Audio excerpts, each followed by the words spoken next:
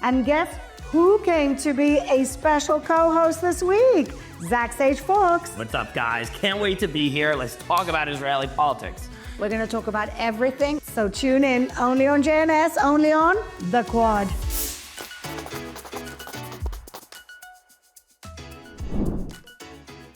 Welcome back, everybody, to The Quad. And although this week my regular co-hosts Shoshana and Emily are out of the country, I've surrounded myself with the most talented people I know. Bob Heller, who's been with us already for a couple of months, Hollywood actor, voiceover, stand-up comedian, everything. Zach Sage Fox, the legend. We're so happy to have Zach. He's a comic, a filmmaker, and CEO, so much more. And my incredible friend for many years, Rashi El-Malia. She is a marketing and branding guru, the woman, ladies and gentlemen, that named Waze, amongst many other talents. And because I have this very special panel here of people who really understand the communications world, the media world, we really thought that this week we would center our discussion around Hamas's marketing strategy. Oh, great. Is it working for them? Is it working for them internally in the Middle East? Is it working in the world? Has the world moved on, or has the world decided that they weren't starved after all when you see their podgy bellies? So, Zach, let's start with you. We saw the scenes. We've been seeing the scenes for 2 weeks. Is this helping Hamas, or is this actually making people go, Honestly, it's so funny. I really feel like the only audience that matters is Donald Trump. Like, I just spent a week with the ministry, with the Israeli government. They gave us access, me and 25 other influencers. They gave us access to hostage families, actual women who were held hostage. We met the First Lady. We really got to go to near Raz. I mean, we went all across the country, and I asked everybody question after question, what's happening next? What do you think's happening next? And honestly, I really think we're in such a unique position in history because Trump, whether you like him or not, he is coming back in with immense power. He has world leaders on their knees. We're seeing it every day. And honestly, I really think this is the guy who is going to dictate the Middle East, good or bad. And I'm hopeful because it could be good. It could be good. I'm an independent. I like some things Trump's doing and not others. The signs are good, though, so far. So far, so good. I made a video showing the Hamas footage, and the main thing I said is, if you know Donald Trump, or if you were in his, show him this footage, because I really hope he understands really, really what we're dealing with. It is, as the First Lady actually said this week, this is the quote that stood out to me the most from all of my travels around the country. The First Lady of Israel said in a private meeting we had in their house, is it the White House? What do you call it? It's the president's residence. The president's residence. You have to go Trump there. Even president's residence. No, that was just me being classy. But the point is, she said it really is good versus evil, and we get so conflated here, and there's so much pressure from the international community, the innocent Gazans. I'm sure there are innocent Gazans. Obviously, they're not all brainwashed yet. Especially their babies. Hostages have come back and said there are 2 million terrorists in Gaza, and they pretty much helped but every all baby's born a blank slate, and we have to have sympathy in our heart. You're born into a terrorist society. But the point is, if Trump is seeing this footage, it's the only thing that matters, because whatever he decides to do, whether it's schlep them to Jordan and Egypt, I really think he is going to be the man, because, again, like I said, we are in such an unprecedented moment in history. First of all, an American president has not retaken power since the late 1800s, since Grover Cleveland, I think. Yeah.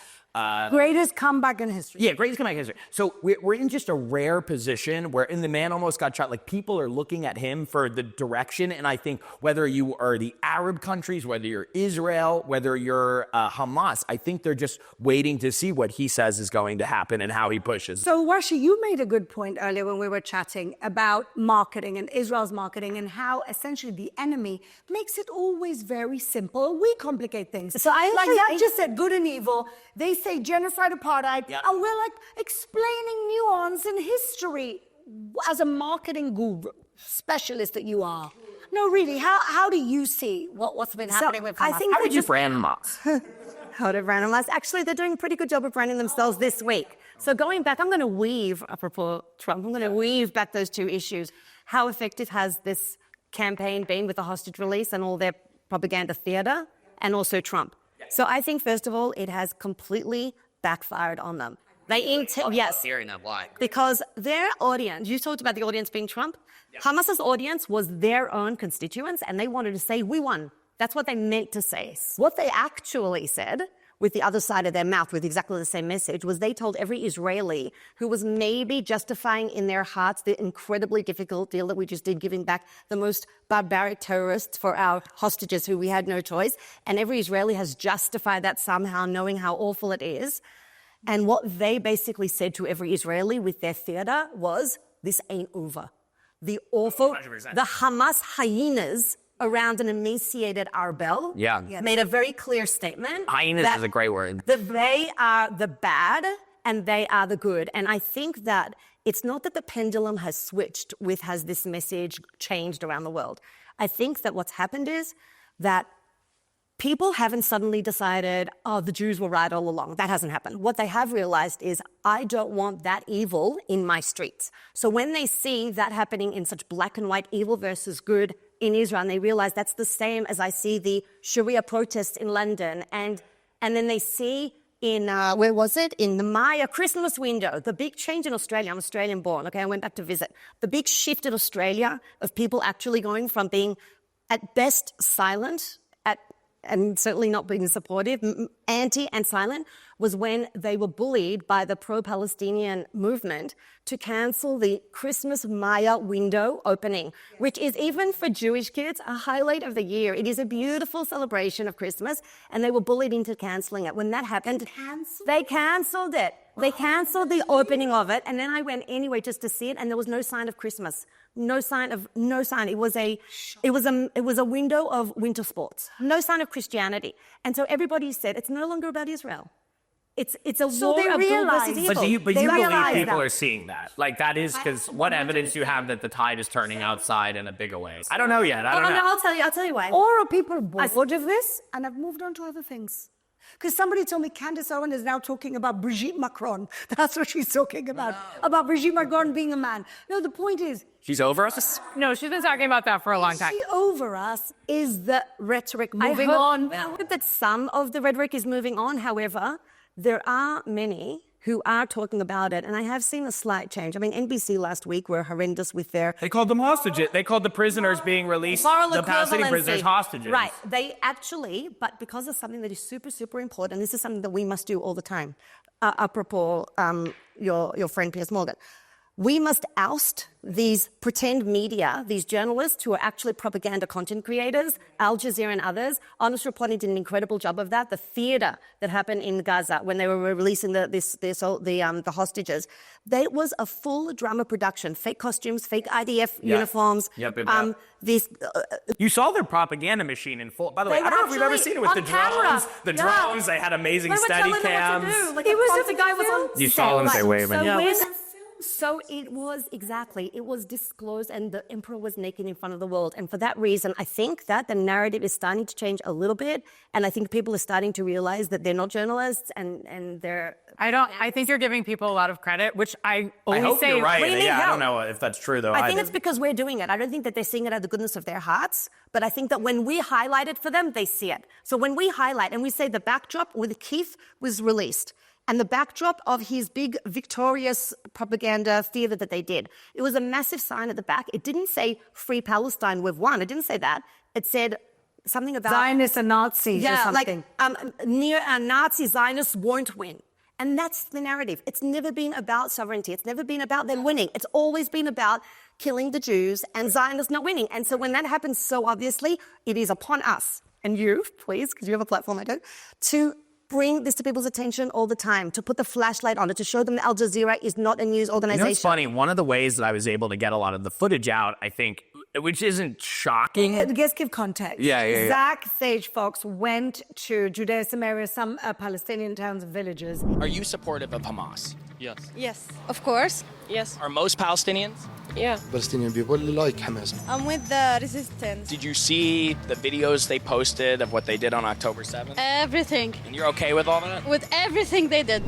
and pretended to be, what did you pretend to be? I said I was Italian. Italian. I'm an Italian influence. I said Italian-American. Pretended to be Italian-American and asked them how they really feel. And the results were... No one wants peace. They hate Jews. They weren't shocking to us because we know this. Maybe it was shocking to the world, Zach? It was shocking to me. I didn't know. Like, everybody, I've had so many people ask questions if I went there with an agenda. I went there with questions. I did not know. And you know what the funniest thing about that video, not funniest, but like when I was pulling up to it and we get to Ramallah and I see how built up it is, the first thought that went through my head was, am I going to find way more moderate, am I going to find people that are much more moderate than the average Palestinian, and that's actually not going to be a fair representative of the conflict? And boy, was I wrong. I get there, and the first person, I had my sit-down interview. By the way, keep in mind, my producer, who is a Muslim producer, she sets me up with a man who's her friend, and she says, I want you to meet one of my friends. He's very moderate. He has a master's degree,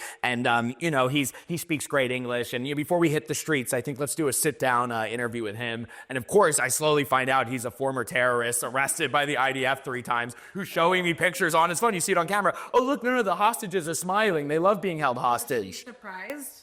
That I was surprised? No, I kept my cool. she surprised? Your friend who said she was No, not. Oh, she was like, oh, this. No. And then I realized, oh my God, my producer and my whole film team, wait a second, they like Hamas too. I'm screwed. Now I'm like, wait a second, am I safe? Yeah. So this is what I wanted to say before. I think rightfully so, you're giving people a lot of credit that they'll look for the truth. That's what this show is, right? We highlight it. But I've always said, I even said this on the show a few weeks ago, it would be great that if on Wikipedia we could have, like, how they have the stats, like spouse, children, sometimes they take the spouse off because they're so embarrassed they've been, married 6 times or whatever. But like something that says my ultimate goal is, and specifically say, I want everyone to have free speech, civil rights and human rights, and this is what it looks like for me. Because some people think that civil rights and human rights means making Palestine, God forbid, or whatever Palestine means to people, like Israel, a completely Muslim country that Jews are, kicked out of, right? So we have to be very clear when we're reporting the news and when we're reporting our opinions, what our actual ultimate goal is. And unfortunately, I think people are really not looking for that. They're just like, oh, I like this person. Oh, they follow Bella Hadid. Oh, everything's like, who do you follow? What's your symbol? It's how superficial it is. Right. So There's 2 challenges with that. One challenge is that Wikipedia is pretty much a media source like Al Jazeera. It has been 100%. fully infiltrated by editors. It is impossible. You read mine, I'm a fascist. Anyway, so let's you're far right wing, aren't you? You're far right. So let's put Wikipedia aside in the category How is that possible? of New York Times and Al Jazeera. Yes. For a moment. Just put that aside for a moment. I think actually now weaving back to Trump is that what has been very powerful about Trump, and we all need to adopt this, is that he simplifies the complex. Yes. He takes situation, and it has been the geopolitical interest of all the Arab countries around us over the last 100 years to make a rather simple issue very complex. That's why they have created this never-ending Palestinian crisis. It is in their interest to make the poor Palestinians suffer, because as long as they're suffering, there's this way to hold Israel in this position. Even the ones who are our friends are still not our friends, and the ones who are our enemies, it's being used as a tool. Exactly. And so what Trump has done with this whole moving to Gaza thing, or moving the Gazans to Jordan and Egypt, which nobody in this country dared to say. No one dared say it until loudly. Trump said it. Many people said it quietly. You're going to go on a vacation. It's going to be the best vacation. Huge. Actually, it is Rum Springer for the Muslims. A lot of them have the money we gave them anyway. It was funneled there from the UN. Well, not only was the funnel there, but the truth is that Trump has this uncanny ability to simplify things, and then he has the guts to say it. Okay, so he says his simple truth. The truth is that 100 years ago, in 1922, what was the British mandate of Palestine was divided, and that's when there was a 2-state solution. Yeah. One part came to the Jews in Israel. The Palestinian Jews got what is now called Israel. The Palestinian Arabs, who, by the way, at the time didn't want to call themselves Palestinians because it was too Jewish, they moved. Yeah, I'll tell you about that later. They got Jordan, which is now much bigger, by the way. 80-90% of Jordanians are actually Palestinians, and now there's the person who's the happiest of the whole world of this announcement by Trump is actually the exiled opposition leader of Jordan, who actually, there's this Jordanian law of return, Law 6 from 1956, I think it is. And it basically says that Palestinians have the right to return to their national homeland. But not which according to is the Hamas Jordan. charter. The Hamas charter literally negates that.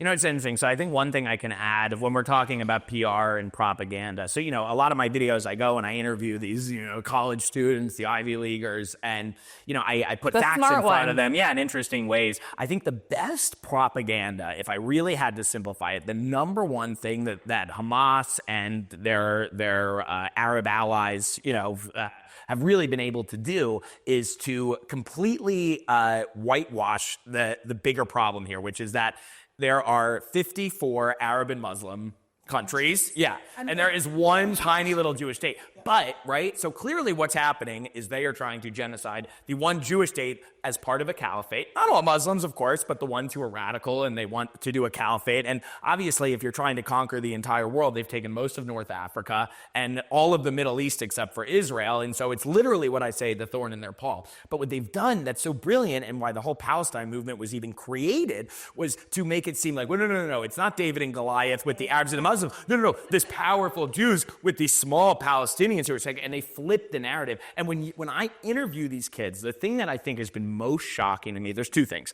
but the two facts that I'm just so shocked, I think as Jews and people who know Israel and our whole lives were taught there's this one little Jewish state and it's so precious because that's all we have. They genuinely, I'll ask smart kids, I've gone to Columbia and asked these questions, how many Jewish states are there? I don't know, 8, 9? Like, and I swear to God, I don't think I've met one kid who knew there was one Jewish state. And then you say, how many Arab Muslim countries are there? I don't know, 4, 5, 54. And that propaganda has been going on, probably predates Hamas, but it's been going on for long and long enough. So it's that, and then the other amazing PR thing, and I don't know how this has happened, probably because Gen Z was babies when this happened. No one knows Israel left Gaza in 2005. Nobody knows. It's a fact that has It's just so- been thrown to the so side true. in the After minds October of, 7th, when I started to do press interviews, I literally spent 2 weeks reminding everybody that Israel had left Gaza Oh my in God. 2005. How did they get away calling this an occupation? It's insane. Just. Apartheid occupation. But I think you're very right about the fact that before 1967, Israel was David and the region was Goliath. And the world knew that at the time. And the world knew that and coming out of the supported Holocaust, Israel. it was very clear. It yeah. was the little country that could, and everybody was behind us. And post 1967, and I think it's very deliberate propaganda. Nothing happens by chance. Deliberate, and it's communist propaganda, and it's all sorts of things coming out of the Arab countries with Russia at the time.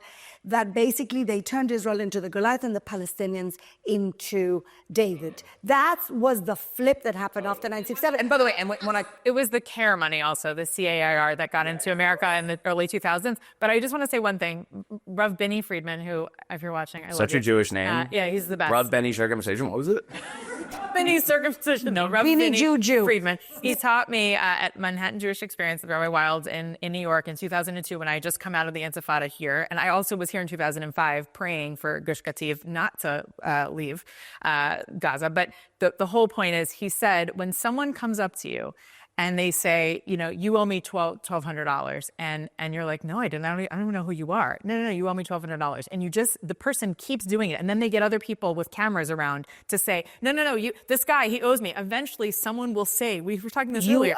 You just give him the money. He clearly is sad and he's mentally deranged, but just give him the money. What has happened is the CARE Act was able to come into American schools, and I don't think it was, unfortunately, just the Arab world. It was people who are communists, socialism, and who knows if Soros money, we don't know, but we have people who don't want democracy, who want to kind of control the world in this really sick way, Intifada, right?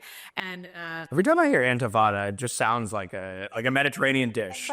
Yeah. I thought it was my Antifada who lived here. I get hungry every time I hear it. Enchiladas, as my friend Chaya Lev says. But the point is, if you keep putting pressure and you get enough people, and it's literally a numbers game. At the end of the day, we have a lot less Jews who have done the history.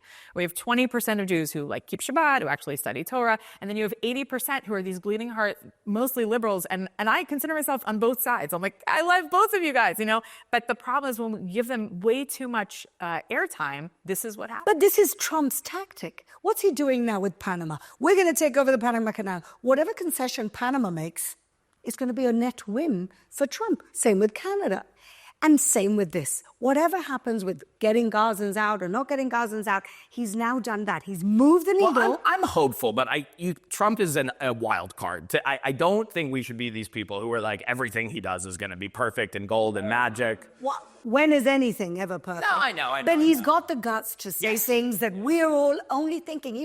Even the right wing in this country were not talking. But if he makes one misstep, it could be a problem too. Like he's pulling out of his gut, which is good. But let's see how this all plays out. That right now, it is what has been clear since October 7. Has been that even the people who did have empathy and sympathy for the people of Gaza, who were the people who were going there and driving them to hospitals in Israel, knowing that they had billions of dollars. We don't get billions of dollars in Israel. No. We don't get billions of dollars. We earn it and we create it and we innovate and we prioritize it. And they got billions of dollars, and we knew that they were spending it on stuff they shouldn't be, and felt sorry for their people and brought them to Israel for medical treatments and agricultural everything. Even those people, on the most peace-loving people, realized that those people have to be de-radicalized in order for anything to happen. That does not happen in a generation because they've been taught from the birth. I was at Nir Oz this week for the first time, and one of the women who all of her friends and family were pretty much murdered in front of her and her daughter, thankfully, thank God, survived this whole thing. But she was saying that her big journey before this was most of her free time and her charity was driving sick Palestinian kids to the hospital across the border, and those same kids came and murdered her. And there's one later. very... or not murdered her, but murdered her family. Absolutely. And there's one very brave man there who lost his wife and lost his daughter. And he says, I mean, you can't even believe how brave you have to be. He said, I'm glad this happened here. He said, because if it would have happened in Judea and Samaria, the West Bank, I would have been the first one to blame the Jews who live there.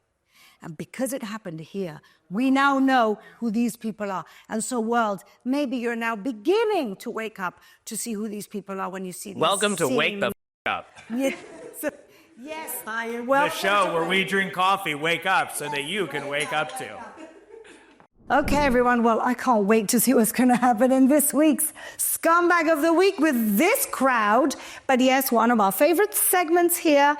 And it's almost like therapy for us because we really get it out. Very deserving scumbags. And Rashi, for your first time ever, publicly, I know. I'm so excited. I've been waiting for this for months. Who is your scumbag this week? So my scumbag is a woman who represents many of the innocent Palestinians. On the day of the release of our hostages, she proudly promoted in Arabic that I'm a local resident of Gaza and I held hostages in my house. And she was talking in Arabic about all this stuff that she did and she's very proud of.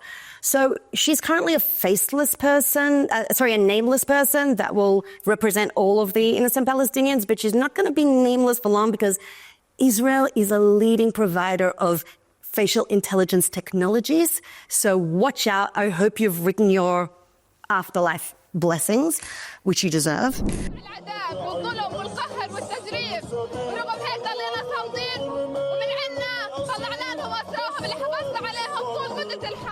What is also interesting, by the way, apropos scumbags and media bias, is that if Israel would have known that the hostages were in her home and would have gone in to rescue them and she would have been killed in this mission, she definitely would have been part of the statistics of the innocent women who were killed. Absolutely. The statistics which have been completely lied about, twisted. Piers Morgan's numbers. Exactly. And I think this leads on, because I know what's coming, to Barb's scumbag, and we'll discuss that in a second. Barb's, who's your scumbag? Yeah, so speaking of weird numbers, Piers Morgan, Tucker Carlson, I really like you guys a lot of the time because, like me, you believe in free speech. I don't agree with everything you say, but lately, I just can't figure you guys out. You both said 20,000, and I quote, innocent children have been killed in the Gazan area. You would condemn what Israel's done in Gaza, for example. I don't want to be involved in that. I mean, nearly 20,000 children are said to have died. I don't Do you condemn it? think that is a... Could you tell me where you're getting your numbers from? Because I still, the Hamas Ministry of Terrorism, I don't understand. Oh, and Tucker Carlson said Israel's purposely killing children and women. He said that multiple times, and Pierce didn't check him. The United States, like if you commit enough killing, you will change people's behavior, including getting them to surrender. My only question is it worth it? And what are you becoming when you participate in it? Yeah, but I think that's a meaningful question that nobody addresses. Yes, like, but who am I? I'm a decent person. I'm an imperfect person. This is how Americans, I think, should think of themselves and mostly do. But I'm also a representative of an enlightened country, product of an enlightened civilization called Western civilization. And there are certain things I will not do. So I don't because Piers believes it. And I don't even know if he really believes it, because if you listen to the entire interview, and you know me, I don't just say scumbag, I say please come for Shabbos, because I believe that everyone is entitled to teshuvah, and that in Hebrew means a returning or saying maybe I was wrong. Candace, I'm waiting for you. Maybe. It's a little thing. But maybe I was wrong. The thing that I'd love to instill in this rehab, because you call me like the rehabilitation officer of the Quad, is that you guys, we gotta sit together. You said so many great things. Watch the whole interview. You know me. I like context, right? I don't like it when people, like I'm seeing on my Instagram feed, like, oh, Tucker said this. Let's go get him. And we hate him. And guys, let's sit down. Let's extrapolate all the good they said in the interview, because there were a few really good things that they said. Tucker says he loves to come to Israel. He loves visiting here with his family. Why didn't you go to Gaza? Just check out this area that you love so much, that you said innocent women and children have been killed. Let me know the exact numbers, because you seem to know for sure. You also said something about Christian Arabs that Jews have been killing in, God forbid, this area. And I don't know where you're getting your numbers from either, because supposedly there are or were only 1,100 Christian Arabs in Gaza. I'd like to find one. And I'd like to see exactly where you're getting your data from, because it just doesn't make sense. You say one thing, you say you're a Christian, you say you're an ally of Israel, but then you also say in the same sentence, it's terrible. And Jews, you should take care of your neighbors. Your neighbors, not ours.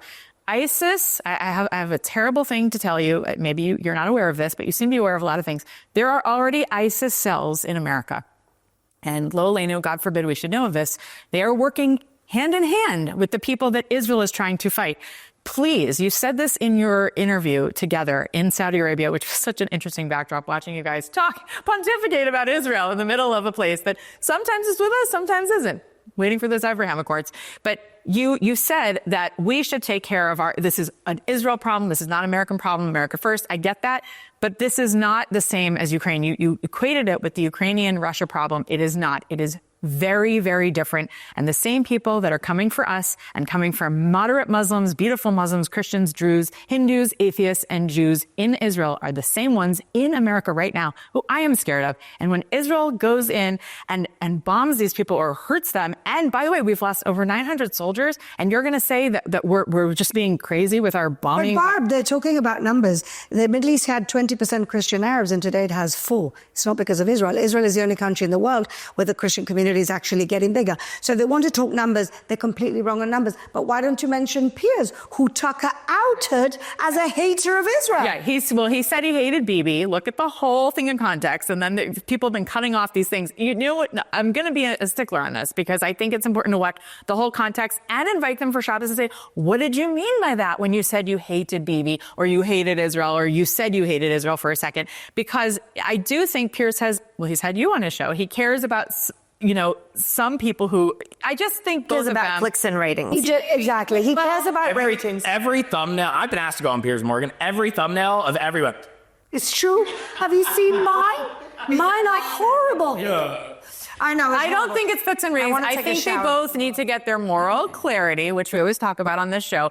What are you fighting for? And if you're not fighting and you're just giving it to the Jews to take care of, you need to come over and actually be an ally or an alliance, as you said, Piers, and really figure it out, because the two of you just casually laughing about what's going on in Israel, it's not a good look. And I know you can do better than that. Well, I'm not sure, but It's very nice of you. she's too nice, and even her scumbags. She's always. This is called the Quad. We have 4 different she's views. always people giving Times people 10. the opportunity to be nice. And I think that was very telling, that interview, because this is the woke right, which I'm concerned about. I think Piers Morgan and Tucker Carlson are not the same. I think Tucker Carlson knows what he's doing, and he's doing it on purpose. Yeah, he's more dangerous. He's definitely more dangerous than Piers. Piers wants ratings, and that's the way. I think Piers also does try to highlight both sides often. I don't have as much of a problem but he with platforms the Davis bottom feeders. But he'll also platform very pro. And he also, I have to say one other thing about Pierce, which I don't like. He also continues to say, I mean, the way that Israel is like combating this terrorism is terrible. He always says there's like, we should be more careful in how we hurt people. How much more careful could we be? Everyone knows that Israel could have gone. We're about to literally bomb go you. down. Please leave. I was just one of the highlights of the week on my trip was that I got to go to the Gaza border, pretty much in Gaza, to watch the aid trucks come in. I mean, it's insane how many. What other? By the way, I looked this up. There is no other comparison in history where an army that was attacked is forced to feed the attacking country. It's much more than that. There is no. It's never happened in history. Never, ever, not even close. The only thing that's even slightly comparable is maybe the Americans we went into Afghanistan. Like, even that's like, that wasn't direct. Like, it's After Colonel Kemp says this often and often. Nothing comparable. There is no other example ever in history I spent where like a 3 country hours looking in this a up the other day. defensive Yep. war Yep. is feeding the civilians of the Not country that normal. attacked them. Not normal. But it goes to show you we can do anything. The Jews can do anything, and we're going to get blamed. Exactly. So we might as well do what we need to do.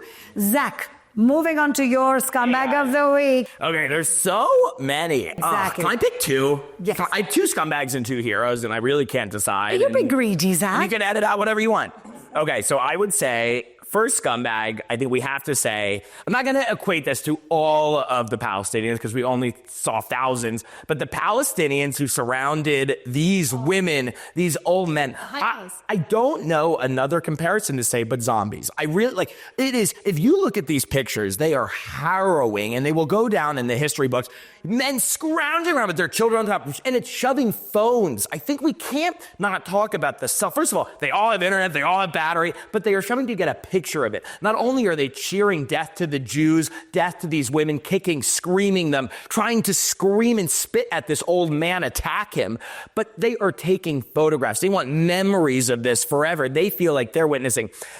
I really, if you were a feminist organization and you haven't said anything, seriously, you can bleep this or whatever. We'll bleep it. But seriously, you. I mean, this is outrageous. So the men of Palestine, mostly the men, by the way, you don't see really many women. Well, they don't let them out. Yes, they're not allowed to go. They're not allowed to join the festivities. But really horrifying. The other scumbag of the week, I think we have to say, is the Red Cross. I mean, Absolutely. They are my perpetual. They're continuous. They've got a weekly spot. I mean, by the way, they, and what is going through their head? You mean Red Cross Uber? I mean, to see them sitting and signing and going along with this parade, I mean, this is, I don't know another way to say what evil is than knowing what you're doing is wrong and doing it. And these guys were raised in the West, a lot of these people. They know what they're doing. But the worst, and this is, they were my scumbags last week, but I'm happy to have them on every week, as Rashi says, is that what have they been doing? They've been complaining about the way that Israel has released. Yeah, insane. With bands on their wrists, it sounds like. No, the dogs were barking and scaring them. Were barking. Yeah, insane. The Red Cross facilitating that parade of hatred and bloodthirsty. And those people there. It's just unbelievable. And if the world is watching this and not going, who are the good guys and who are the bad guys? Then they have to be morons. I don't understand it any other way. And by the way, no news is touching it. Also, the craziest thing, too, we're talking about scumbags, too, the Palestinians are indoctrinating their children. The amount of videos we saw this week coming out with the Palestinian, Hamas, which they're taking photos with the kids, cheese, smile for the camera, death to the Jews. I mean, The girls marching. it is the indoctrination that, and you have to feel bad because these babies are not born evil. They're in a factory line to become. I have sympathy in my heart for the Palestinians because none of these kids, none of these people, they were at one point they were not terrorists. They weren't. At one point they were a baby with a blank slate, and this indoctrination has to stop. So This has to be one of the post-war plans. But we have to get this. By the way, the BBC, CNN, they will not show the images with the kids. They won't show the videos with the kids. It doesn't fit the narrative, and I would love just one time to see one NGO, one nonprofit organization that is like Students for Justice in Palestine fighting for Jews. One person holding the hostage's hand saying, I'm so sorry. One. Nope, Can you show none. me one person None. that's saying, I wish this wasn't happening. I feel so bad for hostages. Instead, you have NBC calling the Palestinian terrorists being released hostages. And making that equivalency. I saw in Sky News, I saw an incredible headline. Palestinian prisoners and hostages reunited with their families. One thing that was really, I think, a moment that I took in this week was the last hostage, you want to say freed, whatever. I'm starting to call it blackmail instead of a deal, the hostage blackmail. But when that happened on Saturday, I was, going for a walk on the beach of Tel Aviv. And, I'm walking into Jaffa, and it was beautiful. There were so many people outside. Jews, Muslims everywhere, Christians, Muslims and Jews hanging out, skateboarding together. And you're sitting there going straight down the other end of that beach. If you just keep going, not too many miles down the road, the day and night contrast of how the Jews are living in what is a terrible day for the Jews. Yes, some are celebrating, but getting our hostages back, this is harrowing. We're seeing Keith come back completely starved and emaciated. We're seeing these women come back. We obviously know the reports that are going to come out of what they went through is going to be horrific. We've already seen videos of them raped, bloodied. And so but the contrast of how they have gotten billions of dollars given to them. Israel wasn't given billions of dollars to build up Tel Aviv and what the Jews have done with the same beach, the same place, they could have had that. In 2005, Israel gave them that opportunity to build a beautiful society, and they chose to destroy their society. Well, it wasn't everyone in the country that destroyed it. It was the few people that were leading it, but it's still terrible. There were few, and I think if Israel actually had a marketing strategy, these are things we should be highlighting. Okay, my scumbag this week. I'm coming back from the terrorists, but somebody who's been really, really pretty bad. Chuck Schumer. Chuck Schumer, for God's sake. Can I say one thing? Since we're already bleeping out my curses, Chuck. We're going to have you back. Chuck Schumer is, or was at one point, the most senior Jewish politician, right? Besides Joe Lieberman, it's true, of Congress, that Jewish member of Congress. So not only did he go on camera last year calling on bringing down Prime Minister Netanyahu. I mean, who are you? This is a sovereign country with a democracy. Love him or hate him, people voted for Bibi. So instead of going on camera last year and saying, down with Hamas, down with the leadership, down with Yahya Sinwar, the Hitler of our day, instead of doing that, you went on camera and did everything you can, politically maneuvered, to try and get a legitimate elected member of the Prime Minister of the State of Israel to get him overthrown. That's the first thing you do. Fight to not put sanctions on the ICC.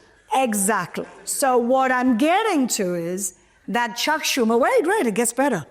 A few months ago, it was discovered that when the whole anti-Semitism in Colombia came out, there's transcripts of him saying to the administration of Colombia, University Administration of Colombia, not the country, the university, saying, don't worry about this anti-Semitism accusations. It only bothers the Republicans. This is transcript of Chuck Schumer. Schumer. He said, I'm the protector of Israel. That's what he said his name meant, Schumer. And now, just as Zach jumped the gun to say, last week, you blocked the sanctions on the ICC, which is the International Criminal Court that put very unjustified sanctions on the Prime Minister of Israel that you hate so much, and on the previous Defense Minister, Yoav Gallant, two democratically elected leaders in this country who have been maligned by a court, essentially a kangaroo court, which rightly the Senate wanted to give them an incentive not to put out arrest warrants on democratic leaders around the world. And you blocked that. You block that. Now, I don't know how much George Clooney is paying you, Chuck Schumer, or Qatar, or whatever, but shame on you for having boasted about the title of being the most senior Jewish politician in the country in the last few years and working really hard to malign the leader of the Jewish country and to ensure that he gets arrested around the world. I have no words for how treacherous you. Not only that, he's writing a book about anti-Semitism. How dare he? The guy, please, people, don't give this man any credence with this book, because he went to the Colombian administration where Zach has plenty of experience about what's going on there in terms of anti-Semitism. It took you a few minutes to find a few of them. And you're saying to the administration, don't bother with your anti-Semitism problem because only the Republicans care about this? You know, even if you're not overly concerned about Jewish survival, just the fact that it can be at all questionable that a country that was invaded with genocidal intent, which is the basic definition in the courts that they're trying to now redefine for the purpose of blaming the Jews, which is insane. Just the fact that that can even be questioned is a huge threat to Americans, to British, to French. It is just an absolute criminal action to do. And it should be called out, not only as an anti-Semitic, anti-Israel thing, but just an anti-democratic and very, very, very dangerous precedent. Whose side is he on? And I wanted to give a little shout out to John Fetterman, who was the only Democrat that actually voted for these sanctions that Chuck Schumer was so instrumental in bringing down. So, Chuck, you know what? In the end, it's a long life, and it'll catch up with you, because karma is a BITC. But and this is, by the way, there's a difference between a Jew with that kind of power like him and Bernie Sanders. I really believe, because at least Bernie, and I don't like most of what Bernie says or does, he's saying what he, I think, believes. Whereas Chuck, but he's not also being like, I'm a Jew and I'm an advocate for the Jew. No, he does say that too. Does he? They both have said it. Maybe I'm wrong, but the fact that Chuck Schumer's writing a book about anti-Semitism, claiming to be a fight, it feels so... It's because we're always, as Jews, trying to find the little shades of meaning, and we have the Gemara, right, which we are encouraged to have healthy debate. I think it should be a healthy debate. But when anti-Semitism becomes a partisan issue, guys, come on. Like, are you having Shabbat dinner with Amy Schumer, who you're related to? Who I did the voice Chuck Schumer, I can tell you as a New Yorker, I know he is not involved in the Jewish community in New York at all. Okay, so this is the problem. He's being an opportunist now by writing a book on something he had nothing to say about, and made it worse. Because he disagrees vehemently, which a lot of people do, with Bibi on a few things. He has made anti-Semitism a partisan issue,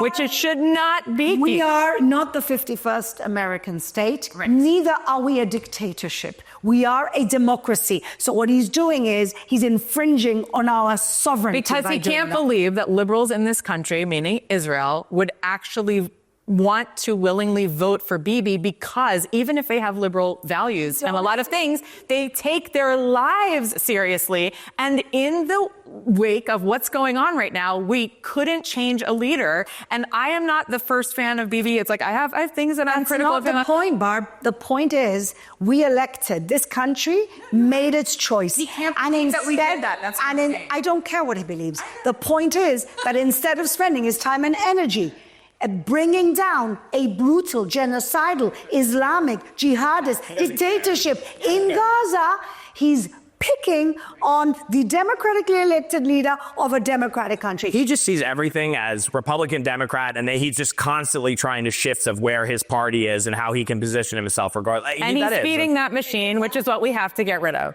Also, by the way, something I think about often is when people criticize Bibi. By the way, and I'm not, whether you like Bibi or not, he shouldn't be in power. You guys need term limits. But it's been too long. Like, the best thing that ever happened to America, I don't know how the hell it happened, but somehow after FDR squeezed in 4 terms, that we unanimously voted in a 2-term limit. It's probably the best thing that ever happened in American politics, by the way.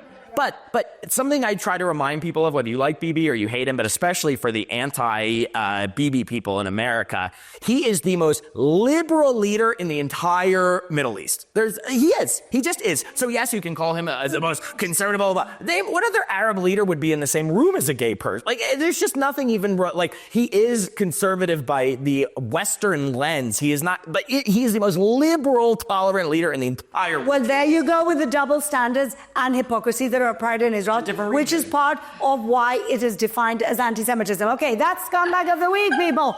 We could go on forever, but let's focus now. Very chatty. We're very chatty. I feel like I'm with a view right now. Who's Sunny Hostin? This is the intelligent view, Zach. Welcome. Okay, now... I'll be Sunny. Hamas is awesome. And now we're going to... Who wants to come to the encampments with me after?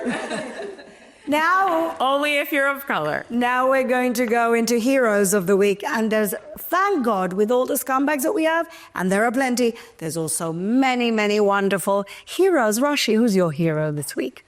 So my hero has actually been a hero pretty much all throughout this war, but particularly this week, and it's Mossab Hussein Youssef. We love Mossab. So I have been extremely grateful for his being such a warrior for us out in the international media against the most horrifically evil people who have been trying to show the other side, and he's got a perspective that has been extraordinarily valuable. And he was a very quiet person who had a very quiet life, and with no other reason, and so just came out and it's like what we call in Hebrew tzab shmoneh. He got the urgent come to the army thing. Like he basically just took it upon himself to come and represent us in the world. However, this week he did something extraordinary. I actually went to this event last week. He came to Israel, not to defend us in the world of public media, but just to strengthen us as Israelis. He came to, there were 2,500 people. Amazing. Jam-packed into Hangar 11 in Tel Aviv, who were just there to hear him speak. And all he did was strengthen us. And with his moral clarity and courage, he says what no one else says. He explains it with really deep experience.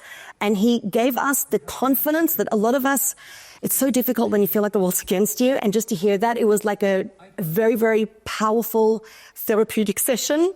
And it was incredible. And that's all he did it for, was just to strengthen us. Well, I think that a lot of people miss that a lot of Israeli advocacy is to strengthen our base. I go around and I travel and I speak to people, and most of the time it's just to Jewish communities around the world going, we're good. We're gonna get through this. And I think that's very important. Absolutely. Fantastic hero. Zach, you already slipped in a little hero with the scumbags. I mean, obviously, we got to give the women and the men, obviously, that were freed this week and last week, obviously, incredible heroes. And I think the next one I will definitely honor is the Trump administration. And again, I'm a total independent voter. I split my ticket almost every election. I'll criticize Trump when he does something wrong, and I'll praise him, same as I did with Biden when he does something right. But the best thing that came out is someone who has been on the streets of America interviewing these pro-Hamas college students. It is shocking that Biden did nothing to crack down on that. Nothing. If anything, by the way, the Democrats, at least in New York, like Alvin Bragg, literally released the ones who broke into the Columbia. But insane. But what Trump did this week, that was amazing, and he kept his word. And I want to say the Trump administration, because there's a lot of people behind the scenes working it. But what they did is they are now going retroactively, anyone who supported Hamas on a student visa who's not an American citizen getting deported immediately. And what I love about it is so many amazing groups like Jew Hate Database and a lot of other amazing nonprofits and also tech firms have been spending the last year and a half identifying these people. There hasn't been direct repercussions, but now those groups have databases, names to hand over to the government and the FBI, and they are already Do you think they're going to do it? I think it's already happening. It's already happening. I think it's already happening. And they're starting to name people and also show them as examples, I believe there was which is a what's girl great. at UCLA, a Chinese girl. You need to make examples, and then nobody will do it again. They don't want to get kicked out of America. I'm very curious. And then lectures. The one thing I'm sitting on the edge of my seat right now is I remember around this time last year, I actually did feel that the anti-Semitism on college campuses, not that it was gone, but it seemed like it was simmering in the public eye as much. But then out of nowhere in March, the encampments come out. So I'm curious right now, really, like, is it actually simmered down a little bit? Like, just because it's so cold out on most college campuses in the States, like it was last year? Or is what Trump and this administration doing actually going to make some of these kids second guess going out and supporting terrorists? I don't even think it's the kids. I also think it's the college administrations that are now in danger of losing their federal funding for not dealing with it. And that's the big change.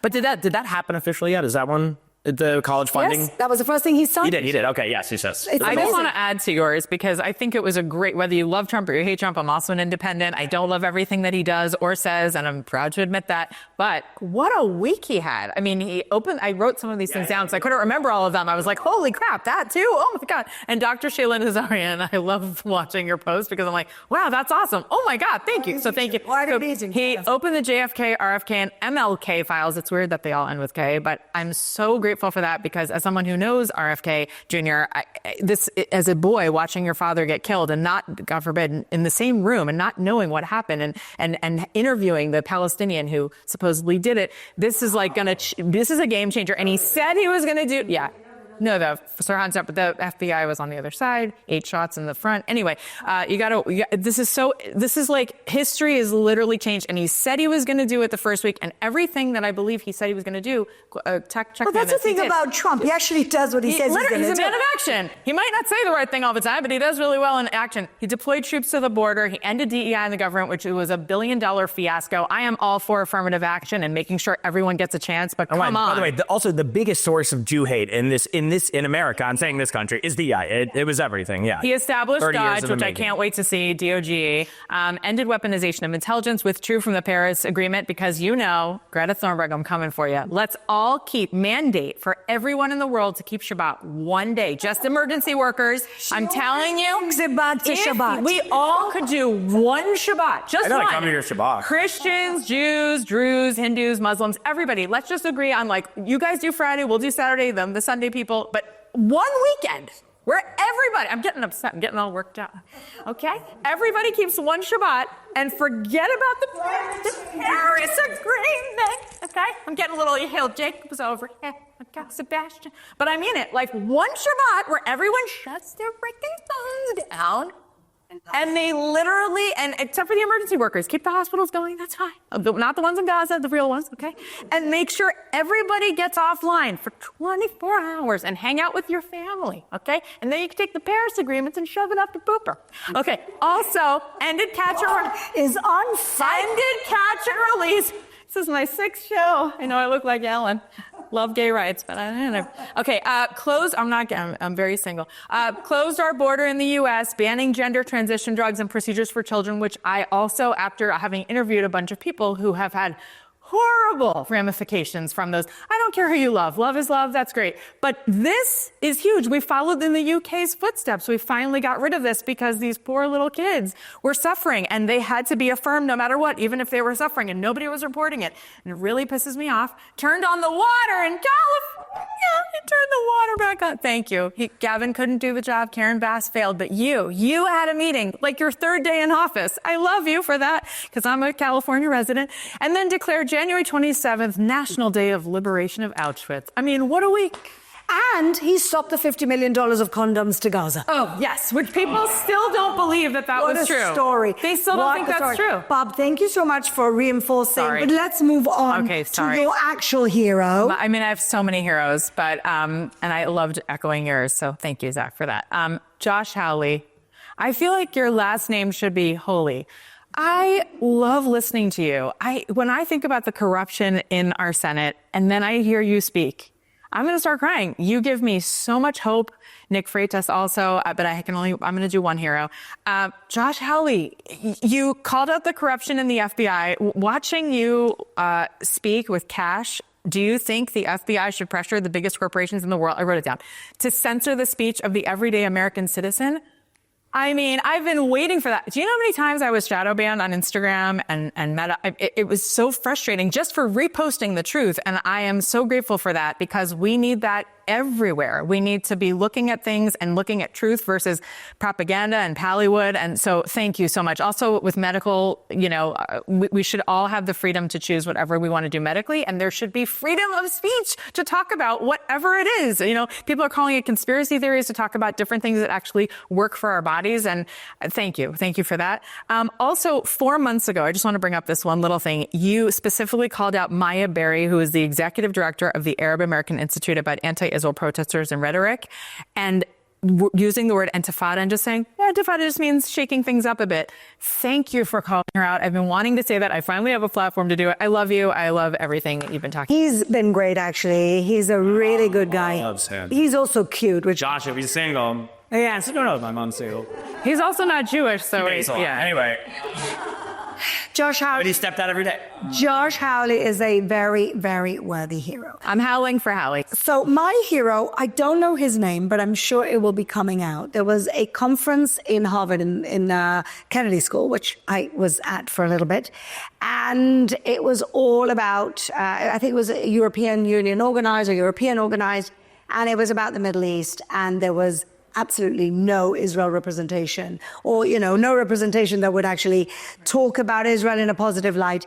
And this kid, he's, I think, a postgrad. He's doing a master's in Harvard. He got up. He was not invited. He got up. He took the stage and he said, this is a farce, people. This is not what democracy or freedom of speech looks like. You banned anybody who's pro-Israel from being part of this panel, including me, when I spoke to the organizers. Just watch. The panel and the way this conference has been organized, and this comes from a fellow European, is repulsing, disgusting, come from the darkest hours of our continent. The list of speakers you have here, a panel on the Middle East, UNRWA, the Palestinian Authority, people saying that Israel is committing genocide, extermination, but no Israeli envoy, as though it's understood as some sort of an ally to the EU and shares some sort of democratic values, even for the sake of objectivity and balance in the debate.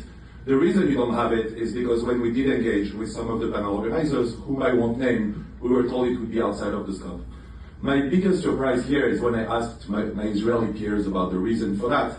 They were told me that the same people, when having Jewish professors, make so many remarks about them loving money. So anyway, I don't know who you are, and I'm sure we will know your name very soon, because really it takes a lot of guts to get up there in a conference in Harvard, to take the microphone, not being invited, and to speak for truth. And you went out there and you said, Europe, you're going to have no Jews, and then you're going to see. And that really is the story of all the European countries that kicked out the Jews. It's the beginning of the end for those countries until we get back. So God bless you, whoever you are. That takes guts, and you're my hero this week. Well, this has been a really fun show with some incredible personalities here, who I hope come back. It's been amazing. Barb, with her tears and laughters, is actually doing her own one-woman show on the 10th in Nefesh B'Nefesh here in Jerusalem, so come and watch her. And we finish our show every week with a prayer that all our hostages come home to their families as soon as possible. God bless you all for watching, and see you next week.